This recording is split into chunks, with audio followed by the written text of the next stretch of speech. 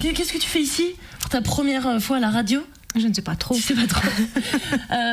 Oui, alors dis-nous tout. Toi, alors, moi j'enseigne donc les mathématiques dans un collège lambda.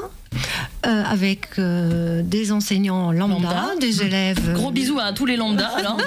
Lambda. On vous aime. Et voilà, j'essaye, je construis avec eux un enseignement en mathématiques pour leur donner le plaisir de faire des mathématiques. Voilà ma mission. C'est facile? Non, c'est pas facile. C'est pas facile.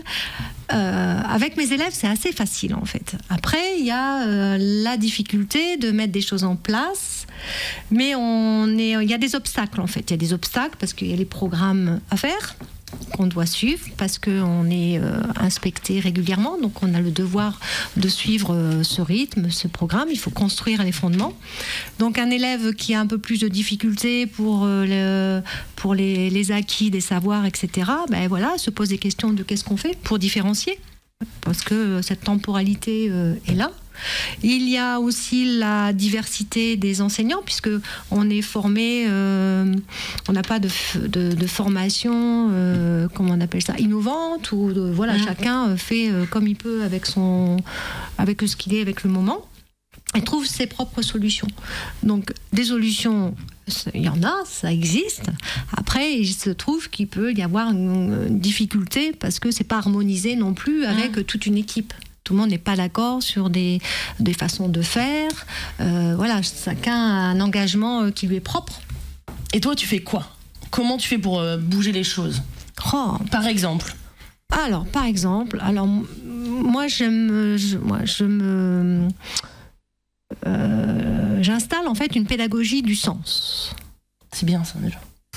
La pédagogie du sens. Oui, le sens est essentiel pour moi, parce que faire des mathématiques sans sens derrière, si on résout une équation et on ne sait pas l'intérêt de l'équation, ou le x qui arrive, etc., qui fait si peur, etc., si on lui donne pas le sens, ils peuvent faire jusqu'en terminale, etc., des mathématiques avec un x, ils n'ont toujours pas compris à quoi ça servait.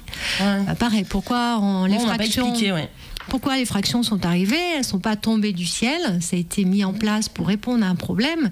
Et quand on prend le temps, en fait, de donner du sens à ça, c'est juste merveilleux de faire des mathématiques, parce que c'est un univers où les mathématiques avancent avec l'évolution de l'humanité.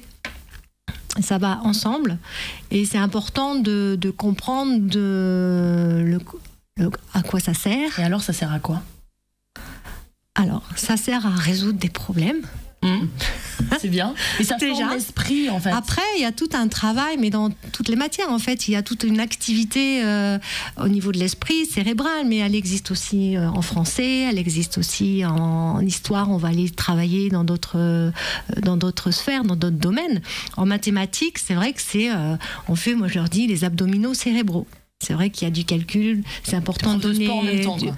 Oui, et en fait, je m'entends très bien avec les professeurs de sport, surtout pour des diagnostics, en fait. Des problèmes de latéralité, on peut les percevoir très facilement en mathématiques.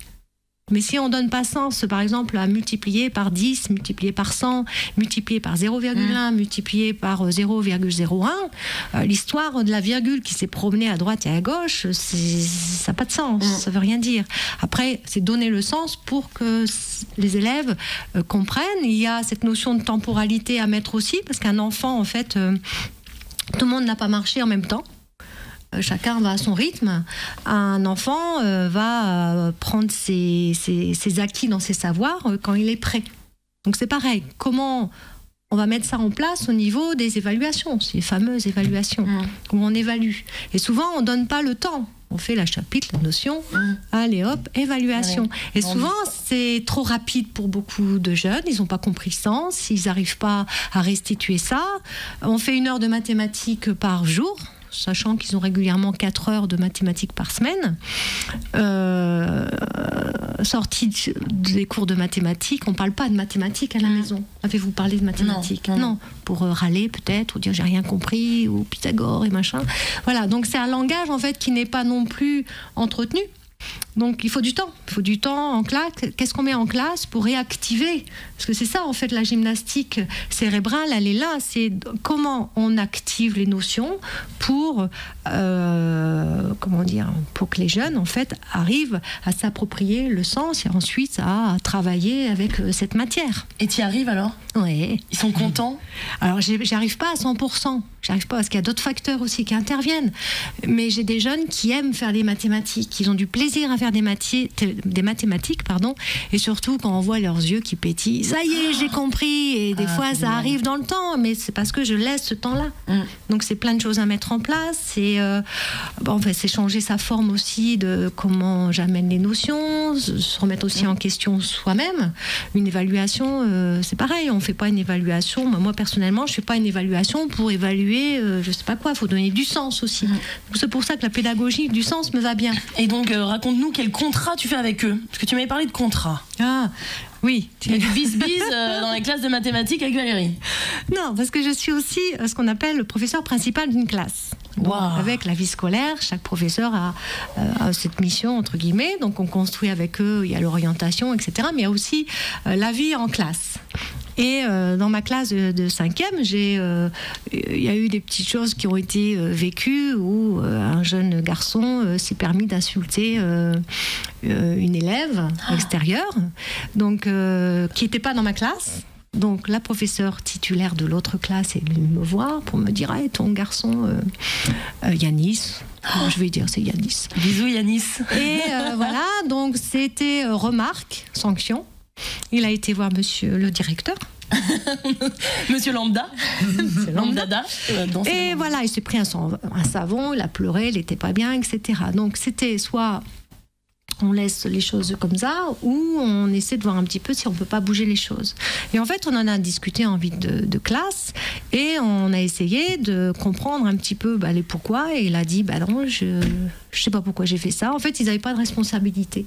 Et en fait, j'aime amener les jeunes à leur responsabilité.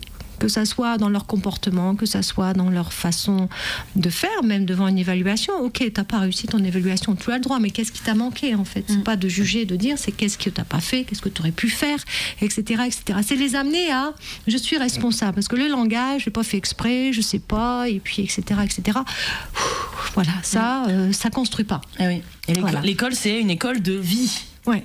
Oui, voilà, c'est la vie de tous les jours, et on l'affronte aussi en étant honnête avec soi-même, en essayant de se comprendre, en essayant de se connaître. Et cette histoire, pour reparler du coup avec ce jeune garçon Yanis, qui a insulté, on dirait Hélène, qui était un petit peu... Donc Yanis, c'était un faux prénom. Non, c'est Hélène qui est faux prénom. Et donc Yanis, perdu, il était hypersensible aussi, donc voilà, il est passé au bureau. Voilà, il s'est pris ce qu'il avait à se prendre, classique. Et on en a parlé en classe. Violence physique quand même. Ah, non, mais un bon savon, une observation, et en rentrant, ça plaît pas, ce genre de choses. Voilà, c'est des sanctions qui construisent pas. Donc en vie de classe, on a essayé de discuter un petit peu du comment, Yanis, tu peux réparer. Ouais, j'ai pas fait exprès, je me suis pas rendu compte, etc. Donc on est allé sur la construction d'une réparation, et en fait, c'est même les élèves, des copains de la classe qui lui ont donné des idées. Ah ouais. Et donc on est passé sur pourquoi tu ferais pas un dessin.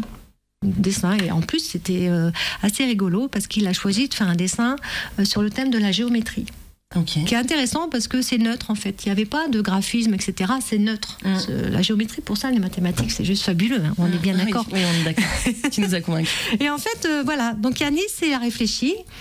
Et je lui ai en fait laissé la perspective de OK, tu as fait un acte. Maintenant, comment tu peux réparer? Et ça, en fait, c'était un langage nouveau. Waouh, je peux réparer ça, je ne vais pas rester avec je suis un mauvais petit garçon, etc., etc. Et du coup, il était d'accord. Pendant le week-end, Yanis a fait sa construction pour Hélène. À Hélène, j'en ai parlé, elle était d'accord pour recevoir la réparation de Yanis.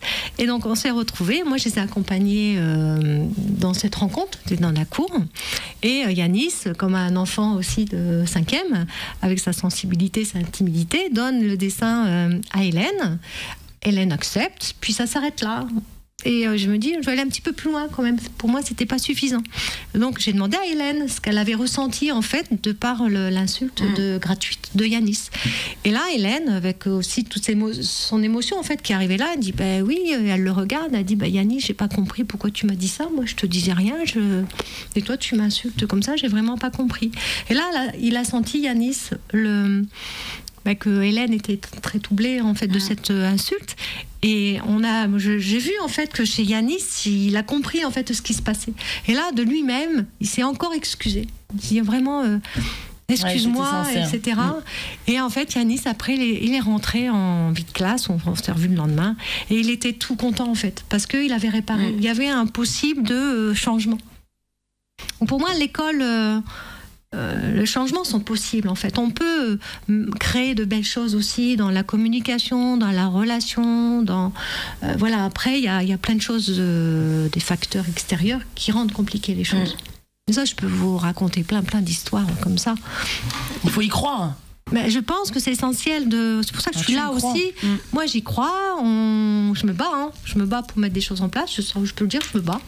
Mais c'est possible. Même donner du sens en mathématiques et faire comprendre les choses, c'est possible. Mais ça demande beaucoup de travail aussi, de regarder les choses autrement.